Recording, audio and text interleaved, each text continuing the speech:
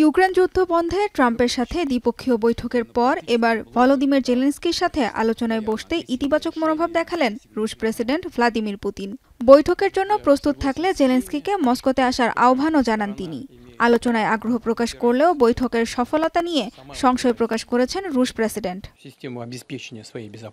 চীন সফর শেষে দেশে ফিরে এক সংবাদ সম্মেলনে পুতিন বলেন, তিনি সবসময়ই জেলেনস্কির সঙ্গে আলোচনায় আগ্রহী ছিলেন।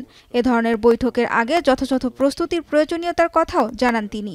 Мы исходим из того, что любая страна должна иметь эти гарантии, систему безопасности, и Украина в том числе. Но это не связано с какими-то обменами, тем более с обменами территорий.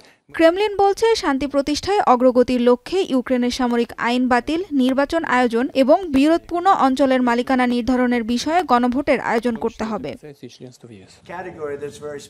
এর আগে ইউক্রেন ইস্যুতে সিদ্ধান্ত নিতে ভ্লাদিমির পুতিনকে 2 সপ্তাহের সময় দিয়েছিলেন ট্রাম্প। যুদ্ধবিরতিতে রাজি না হলে রাশিয়ার ওপর অর্থনৈতিক নিষেধাজ্ঞার হুমকিও দেন মার্কিন president.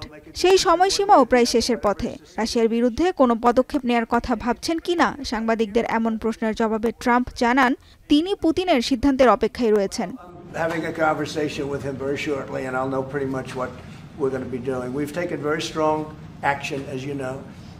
And in other ways we've taken very strong action, but I'll be speaking to him over the next few days and we're going to see. রুশ প্রেসিডেন্ট শান্তি আলোচনায় বসার বিষয়ে ইতিবাচক মনোভাব দেখালেও ইউক্রেনে থেমে নেই হামলা।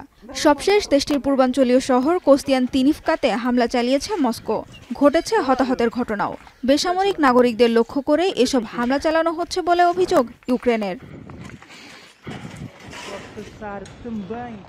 এদিকে রাশিয়ার হামলা প্রতিহত করতে ইউক্রেনকে প্রয়োজনীয় সহায়তা দেওয়ার কথা জানিয়েছে ফ্রান্স।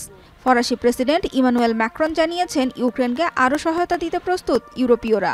এ বিষয়ে সব ধরনের প্রস্তুতি এরই মধ্যে সম্পন্ন হয়েছে বলেও দাবি তার।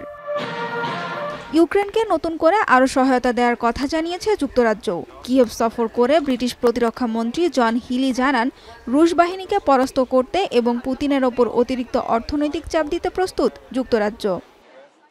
ইউরোপীয় দেশগুলো যখন ইউক্রেনের পাশে, তখন রাশিয়াকে পূর্ণ সহায়তার আশ্বাস দিলেন উত্তর কোরিয়ার নেতা কিম জং উন। চীনের স্বাধীনতা দিবস উপলক্ষে বেইজিং সফরকালে রুশ প্রেসিডেন্টের সঙ্গে বৈঠকে একথা বলেন তিনি।